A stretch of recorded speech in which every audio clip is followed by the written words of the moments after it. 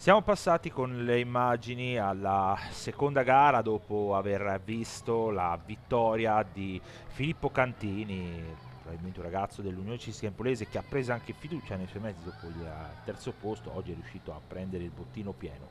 Partenza quindi per quello che riguarda la categoria esordienti del secondo anno, che stiamo vedendo proprio nel dettaglio qui per il settimo Gran Premio Team Valdignevole. La gara che ovviamente ormai da alcuni anni, come detto nel 2021, viene organizzata al gruppo sportivo Circolo Ricreativo Cintolese.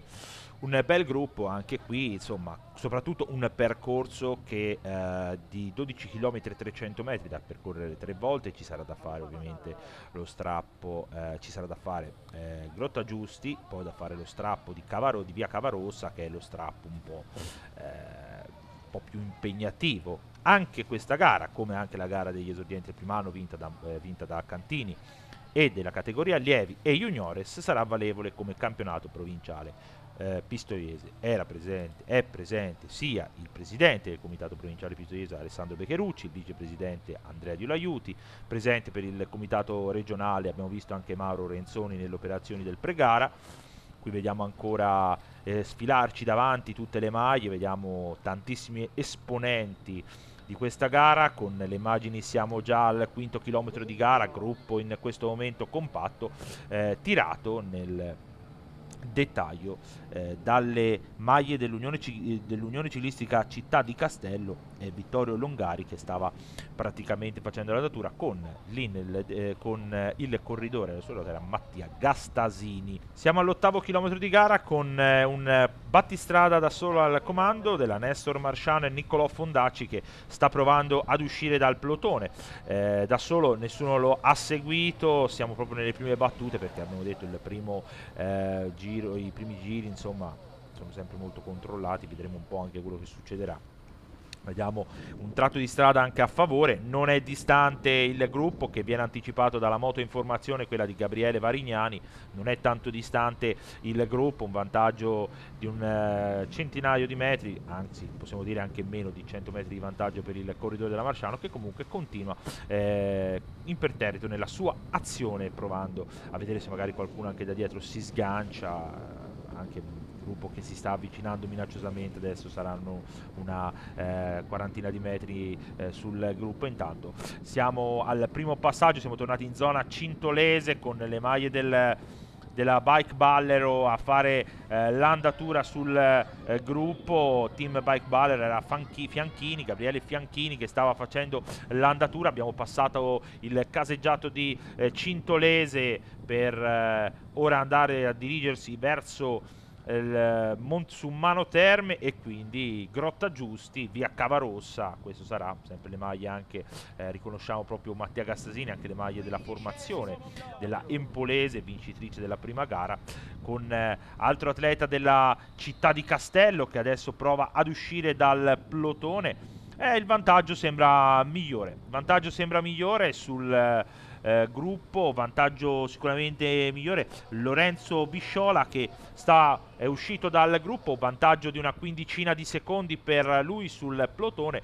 Vedremo anche se la nostra telecamera si è voltata più di una volta per far vedere anche visivamente a voi che il vantaggio era abbastanza buono. Però adesso si va a fare la prima volta la Grotta Giusti, poi abbiamo detto lo strappo di via Cavarossa, che è quello più impegnativo.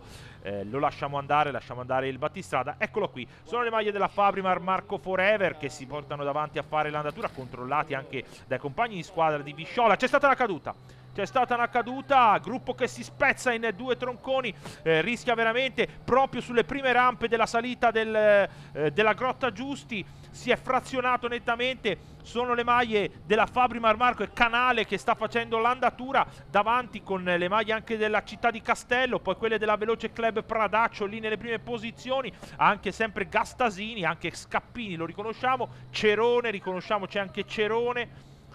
nelle prime posizioni anche Menici, Duccio Menici della Fosco Bessi, ma è sempre Canale. E siamo tornati con il battistrada Verschola, l'atleta della Città di Castello, sullo strappo di via Cavarossa. Siamo ormai vicinissimi in cima, non è finita qui la Grotta Giusti, perché adesso ma il gruppo è dietro. Accelerazione netta del duo della Empolese con Scappini e Gastasini, provano a forzare l'andatura. Scappini prova a seguire l'atleta del Veloce Club Pradaccio, ma le immagini ci fanno vedere che sono riusciti a venire via proprio nell'ultimo pezzo. Siamo vicinissimi.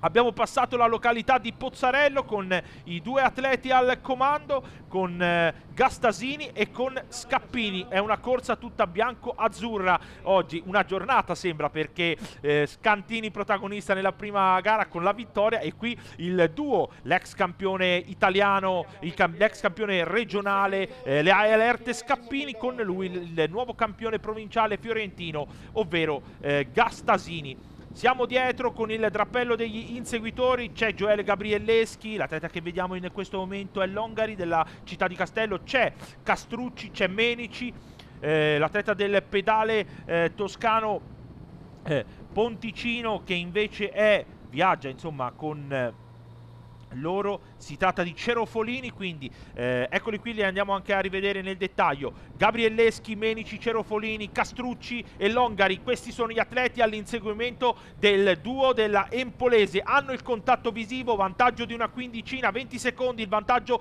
prova Longari a forzare l'andatura, si volta freneticamente Castrucci alle spalle per vedere se da dietro sta avvenendo, ma la corsa è davanti. Vediamo, siamo con il duo al comando, con il duo biancazzurro della Empolese, guidato dalla Erte Scappini e insieme a lui Mattia Gastasini. Hanno deciso di prenderla di petto, siamo già di nuovo a Cintolese al passaggio sotto il traguardo. Hanno parlottato prima, siamo a 150 metri, si volta Gastasini per controllare il vantaggio, ma caro Mattia, il vantaggio è lievitato ancora, non più 20 secondi, molto di più. Infatti guarda, chiede alla nostra motoripresa il vantaggio del duo. Siamo veramente nell'arco dell'ultimo giro, inizia ora l'ultimo giro, l'ultima tornata, l'ultima volta da affrontare. Chiede anche Scappini il vantaggio, ma cari ragazzi, il vantaggio è veramente aumentato, ve lo possiamo dire senza alcun problemi. Siamo sui 45 secondi il vantaggio, quindi sono riusciti ad aumentare. Dietro il quintetto sembra non essere, li lasciamo andare. Siamo dietro è Longari che sta provando a venire via, l'atleta della Città di Castello, dell'Unione Ciclistica Città di Castello, che prova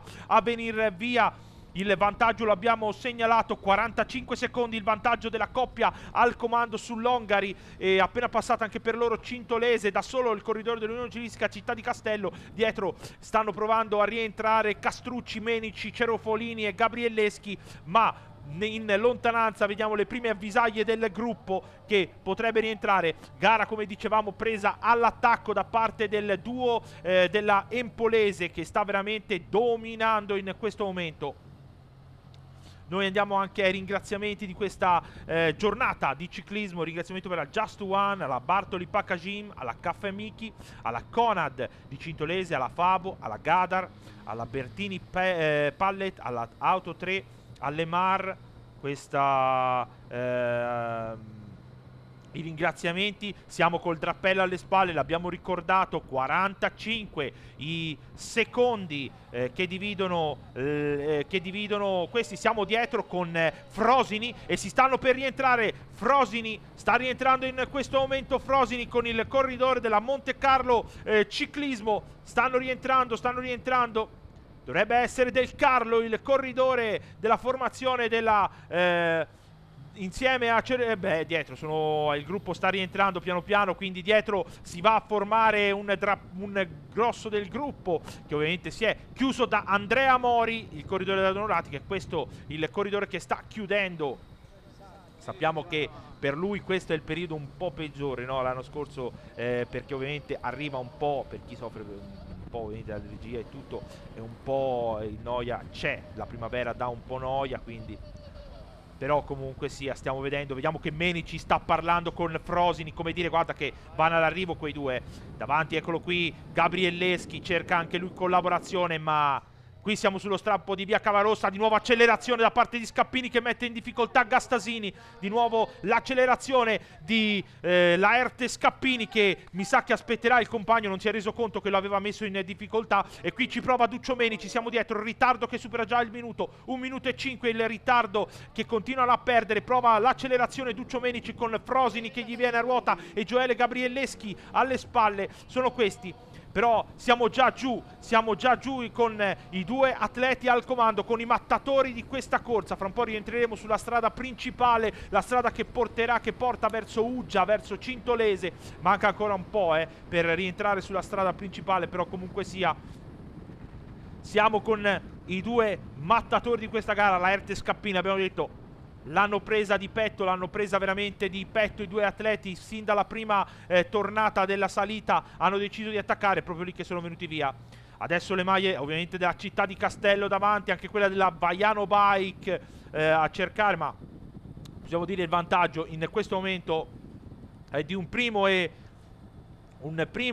e 20 secondi, altri 15 secondi guadagnati da parte del... anche perché qui non c'è convinzione, si vede che non c'è proprio convinzione da parte di quello che si vede, quindi non siamo ormai, il distacco è aumentato, siamo vicinissimi, stanno già parlottando per decidere chi taglierà per primo. Laerte Scappini ha già trionfato diverse volte, ma sembra come dirgli Gastasini vai pure, non ti preoccupare, si aspetta solo l'arrivo del duo della Empolese. È tutto un tripudio bianco-azzurro con la vittoria di Laerte Scappini, l'ennesimo successo davanti a Gastasini che proprio gli ha detto vai pure, non ti preoccupare, vai a prenderti questa ennesima vittoria, ed è Duccio Menici che a quanto pare è riuscito ad anticipare il drappello, il gruppo Menici che si dovrebbe andare a prendere, se si va a prendere la terza posizione, scuote il capo, purtroppo podio, terzo posto, quarto Frosini, quinto Gabrielleschi,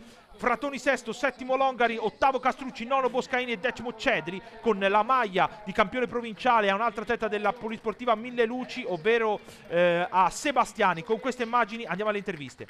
Laerte Scappini, vincitore a Cintolese, la parata è stata eccezionale oggi. Sì, sono molto felice, più che altro che tutta la squadra ha vinto oggi, e noi siamo partiti a metà gara, abbiamo fatto all'incirca 20 km in fuga. È stato molto dura, però verso l'ultimo giro avevamo già capito che eravamo i vincitori. Siamo arrivati all'arrivo, abbiamo deciso chi doveva vincere e mettendoci d'accordo siamo molto felici della vittoria. Mattia Gastasini, oggi secondo a Cintolese, in parata. Sì, siamo andati via sullo strappo più duro che c'era nel percorso, il nonno mi ha incitato a continuare insieme alla Erte, poi siamo arrivati all'arrivo, ci siamo messi d'accordo e abbiamo fatto delle belle posizioni, una tripletta per l'Impolese importante. Duccio Menici, oggi terzo classificato, qua a Cintolese non ci hai potuto fare niente con l'Empolese. No, sono andati via nella discesa dopo lo strappo e poi non hanno collaborato gli altri ragazzi che erano in fuga con me, poi il gruppo è rientrato e all'ultimi 2,5 km sono partito e sono arrivato da solo terzo.